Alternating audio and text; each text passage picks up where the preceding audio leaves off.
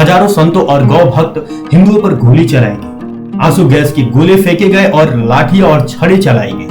दोस्तों, एक हिंदू के लिए गाय केवल एक जानवर नहीं है, बल्कि उसे 33 कोटि हिंदू देवताओं का आराध्य माना जाता है। छत्रपति शिवाजी महाराज ने बहुत कम उम्र में एक मुस्लिम कसाई के हाथ काट दिए थे। संसद के सामने की पूरी सड़क खून से लाल हो गई थी। 7 नवंबर 1966 मतलब कि 7/11/1966 गौरक्षकों के बर्बर दमन की इस पूरी तारीख को आपस में जोड़े तो संख्या आती है 31, जो इंदिरा गांधी की हत्या की तारीख है। नमस्कार दोस्तों, 7 नवंबर 1966 को संसद भवन के बाहर जो गौ हत्या पर प्रतिबंध लगाने के लिए एक कानून की मांग कर रहे थे, हजारों संतों और गौ भक्त हिंदुओं पर गोली चलाई गई, आंसू गैस के गोले फेंके गए और लाठियां और छड़े चलाई गई। जबकि आधिकारिक रिपोर्ट में कहा गया था कि गोलीबारी में 375 हिंदू मारे गए थे, लेकिन आंदोलन में भाग लेने वाले व्यक्तियों के अनुसार तत्कालीन प्रधानमंत्री इंदिरा गांधी के आदेश पर लगभग 5000 हिंदुओं की गोली मारकर निर्मम हत्या कर दी गई थी। दोस्तों, एक हिंदू के लिए गाय केवल एक जानवर नहीं है, बल्कि उसे 33 कोटि हिंदू देवताओं का आराध्य माना जाता है और इसीलिए गाय हिंदू समाज में आस्था का केंद्र है। मान्यता यह है कि गाय की पूजा और सेवा करने से मोक्ष की प्राप्ति होती है। जानवर को इतना पवित्र माना जाता है कि पहले जैन तीर्थकर आदिनाथ का नाम ऋषभ भी रखा गया था, जिसका अर्थ है बैल सौरभ। सभी प्राणियों में से हिंदुत्व में गोवंश को सबसे पवित्र माना जाता है। अद्वितीय पवित्रता की यह भावना प्राचीन भारतीय ऋषियों के कार्यों जैसे वेदों, स्मृतियों, श्रुतियों और पुराणों आदि में, साथ ही बाद के साहित्य और लोक कथाओं में व्यक्त की गई है। यही कारण है कि प्राचीन काल से ही गौ रक्षा हिंदुत्व व हिंदू धर्म के सबसे महत्वपूर्ण पहलुओं में से एक रही है।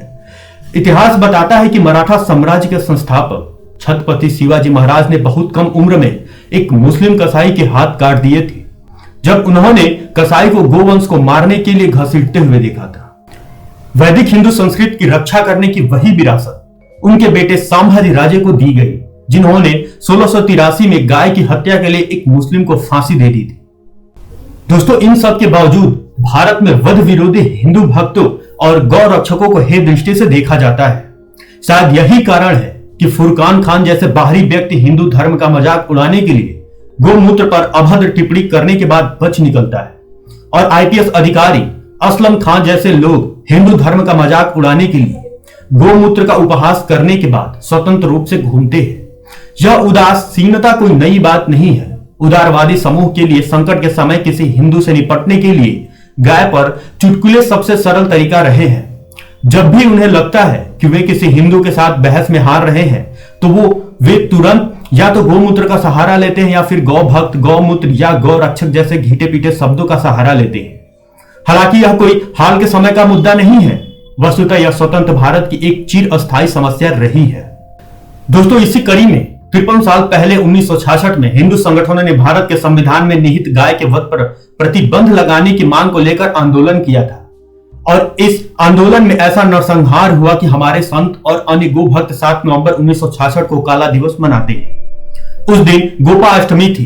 गो रक्षा महाअभियान समिति की देखरेख में सुबह 8 बजे से ही नई दिल्ली में संसद के बाहर लोग जुटने शुरू हो गए थे। समिति के संचालक स्वामी करपात्री जी महाराज ने चांदनी चौक स्थित आर्य समाज मंदिर में अपना सत्याग्रह आरंभ किया। उनके साथ जगन्नाथपुरी ज्योतिष पीठ और द्वारका पीठ के शंकराचार्य वल्लभ संप्रदाय की 7 पीठ के पीठाधिपति और लाखों की संख्या में गोभक्त थे। संसद से लेकर चांदनी चौक तक जन सैलाब था। जम्मू कश्मीर से लेकर केरल तक के लोग गो हत्या बंद कराने के लिए कानून बनाने की मांग लेकर संसद के समक्ष जुटे थे।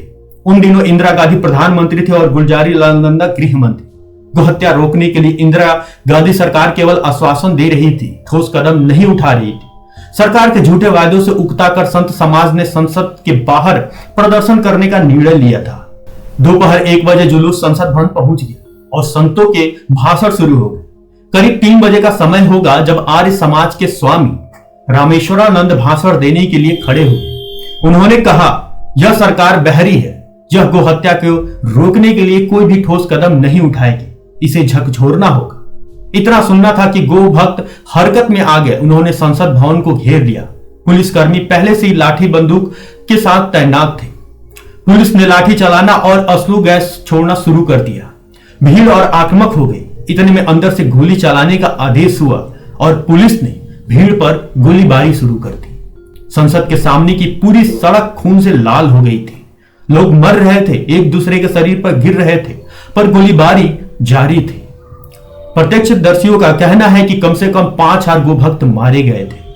इसके बाद सरकार ने इस घटना को दबाने की कोशिश की। यह घटना दिल्ली से बाहर न जा पाए, इसलिए शहर की टेलीफोन लाइन काट दी गई।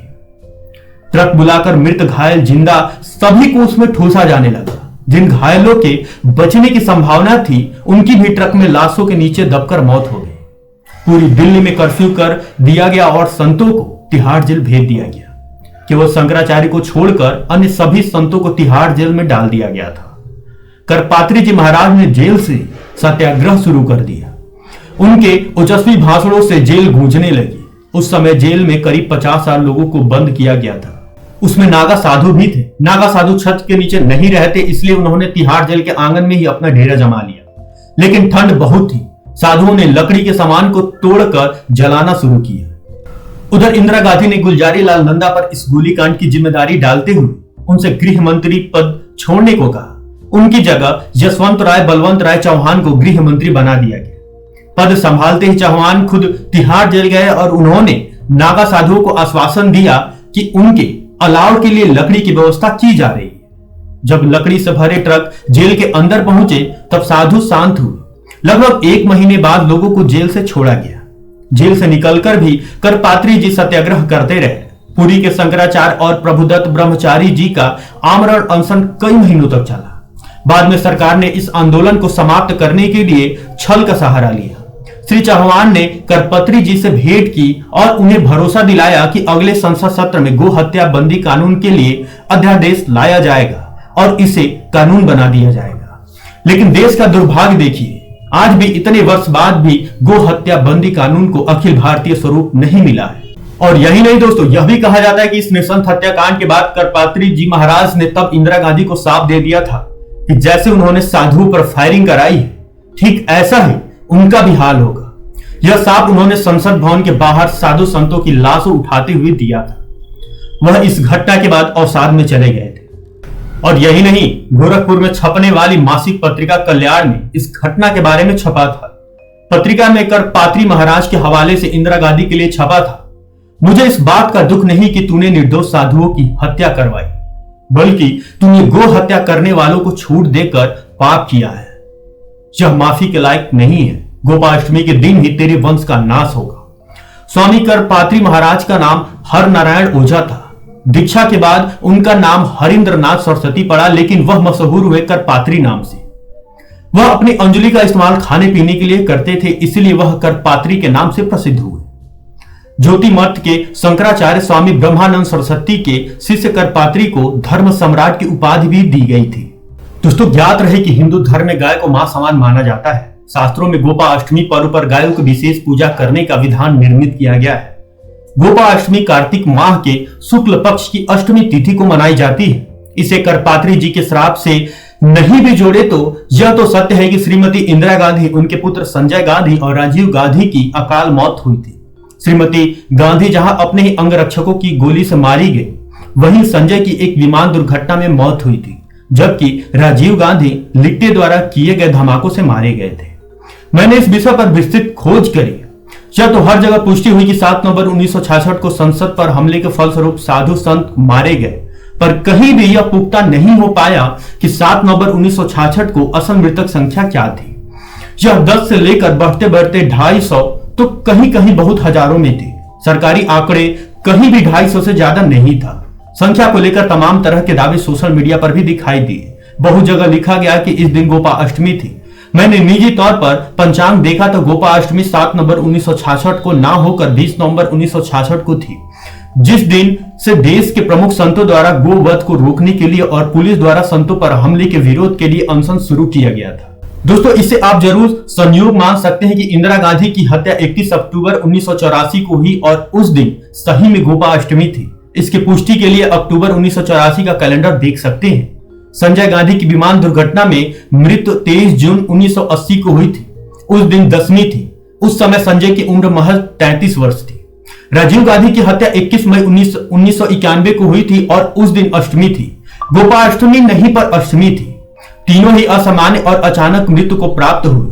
संजय गांधी के बारे में बता दो कि भले ही उनकी मौत एक हादसा थी, पर उनकी हत्या का एक बार पहले प्रयास हो चुका था, जब किसी अज्ञात हमलावर ने उनकी जीप पर 5 गोलियां चलाई थी। वो उसमें बाल बाल बचे थे। तो क्या हम माना जाए कि इंदिरा गांधी को एक गोरक्षक सन्यासी द्वारा दिया श्राप फलित हुआ, या फिर एक महज एक संयोग था? दोस्तों, एक संयोग और बताता हूं। 7 नवंबर 1966 मतलब कि 7/11/1966 गौरक्षकों के बर्बर दमन की इस पूरी तारीख को आपस में जोड़े तो संख्या आती है 31, जो इंदिरा गांधी की हत्या की तारीख है। गोरक्षकों में साल का सबसे पूज्य दिन गोपाष्टमी और संख्या 31 का ये एक दिनी संयोग क्या अपने आप में एक कहानी नहीं कहता है? मेरा मानना है दोस्तों, गोहत्या कानून होनी चाहिए। दोस्तों, उम्मीद करते हैं आपको ये वीडियो और ये जानकारी पसंद आई हो। अगर ये जानकारी आपको पसंद आई है तो इस वीडियो को लाइक तथा हमारे चैनल को सब्सक्राइब अवश्य करें। धन्यवाद।